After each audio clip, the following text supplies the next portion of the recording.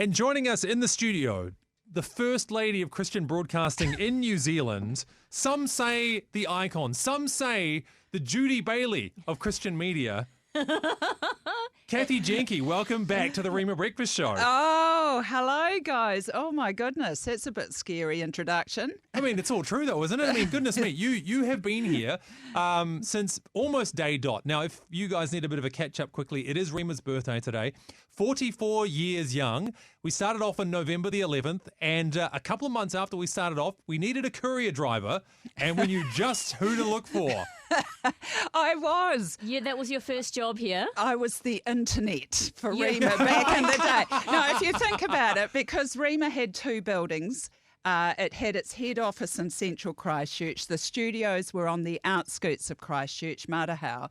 And how do you get things from A to B? I mean, here, nowadays, it's internet, email, or we just walk downstairs. Back in those days, they needed someone to bring stuff from A to B. So that was literally your job. I Wow. was the internet with 4 wheels. I love that. That's amazing. So, yeah, I used to bring papers and bits and pieces from the head office to the studio and then bits from the studio back to head office. So how did you get the job? Were you always keen on getting into radio and this is like your foot in the door, or what was it?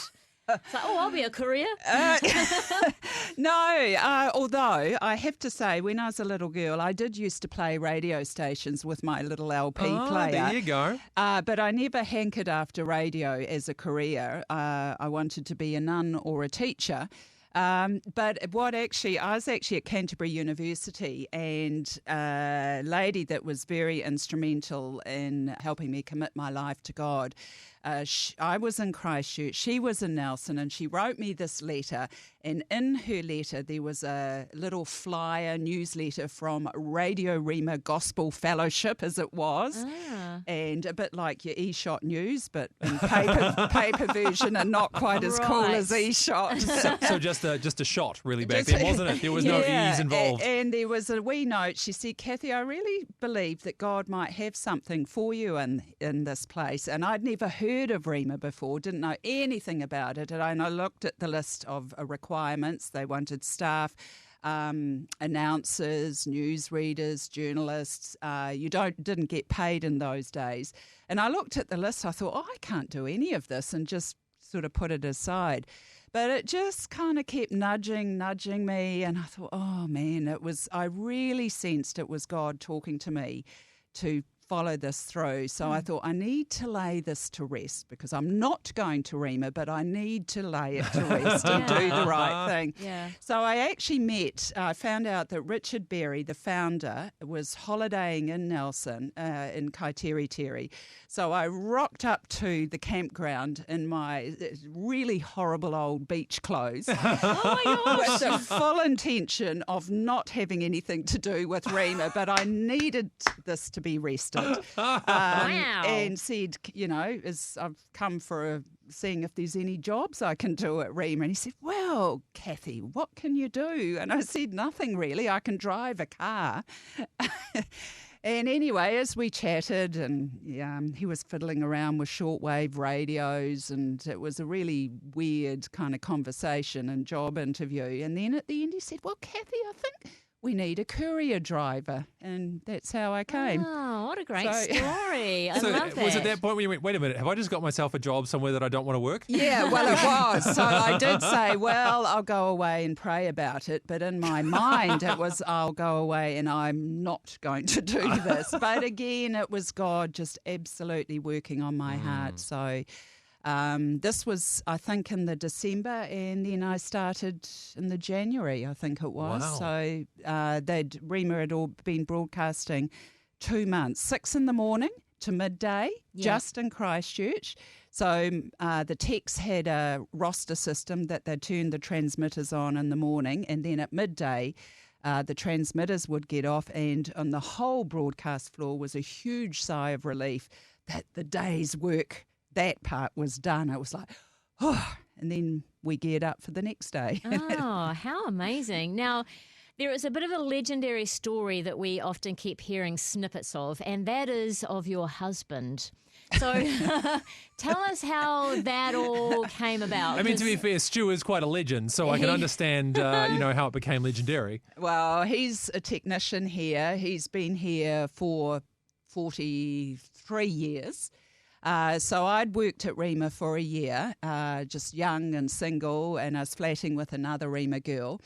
And I had a Rhema car which had an RT system and radio system that you could communicate to other cars that had RT systems. And the founder, Richard Berry, in his car, he had an RT system. I mean, it was huge, that technology. I was going to say, this is kind of like, back in the days before you had like your hands-free sets in your car and things like that, or actually before it was illegal to talk on the radio or on the phone while driving.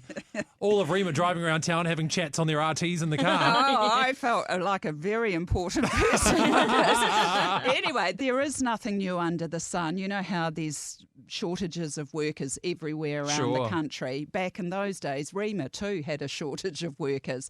So Richard Berry was going to Australia to do a bit of fundraising work and PR work, and also trying to recruit staff from Australia to come to New Zealand to work for free.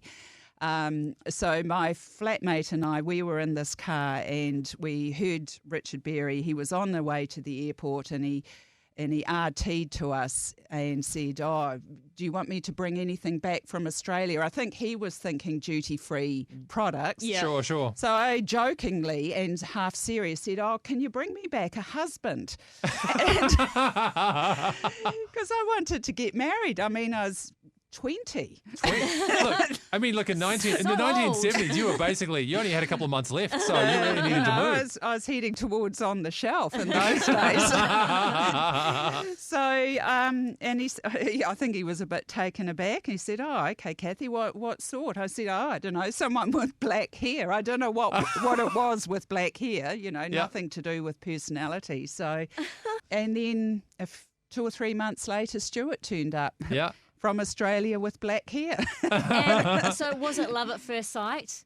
I don't know if you've ever seen Napoleon Dynamite. I've seen clips of it, but I haven't seen it. Yeah, I know the movie you're talking about. Okay, for those that haven't, it's kind of geeky, awkward relationships. And we were a bit like that. Geeky and awkward, super shy. Neither of us were in love, like starry-eyed, but we really kind of liked each other, were comfortable with each other. Sure. So 3 months later, after he arrived, he proposed to me, and I figured I thought it was a proposal. This is how geeky it was, because I was actually sick, and he came over, just to keep me a bit of company, and we were flicking through record covers at Christian LPs. Oh, yes. And there was this artist called Janny that had big buffy permed hair. And I had a perm at the time. And he said, "Oh, Cathy, she looks like the sort of girl. She reminds me of you, the sort of girl I'd like to marry." And I thought, "Oh, is this a proposal or not?" But I can't remember how I answered, but I didn't want to risk... Yeah, sure. You don't want to accept a proposal that isn't there. I wasn't quite sure, so I gave some sort of vague answer, and we were engaged. So. Oh my gosh! Oh, what a story! That's amazing. And I mean, look, there's been so many other stories too. I know of God's provision for Rhema throughout that whole time as well. But look, we've occupied you for so far this morning. There was one question that I really needed to ask before you go today. Because you have been on Rhema on air, you left the courier driving behind. You've been behind the mic for quite a while now, all sorts of different shows. Who was your favourite breakfast co-host? Oh, all of them. There we go. Well played. No, genuinely, it's everyone's different personalities and all awesome. Yeah, well, look, Cathy, you're amazing. Like, you are very much the first lady of broadcasting around here. I know we kind of joke about this a little bit, but we know how much you've contributed to this as well. And it's just a treat to be able to work with you. So you're a gem. Thank you, guys. Yeah. And I mean, I look back over all these years and it is incredible how the Rhema history has evolved and developed, and thinking about what it is today is just amazing. And it's thanks to God and generous people. Yeah, and thanks to you for your service as well over the, those beginning years when it was voluntary as well. I mean, we wouldn't be here today if it wasn't for you, the forerunners. So thanks for what you guys did. Thank you.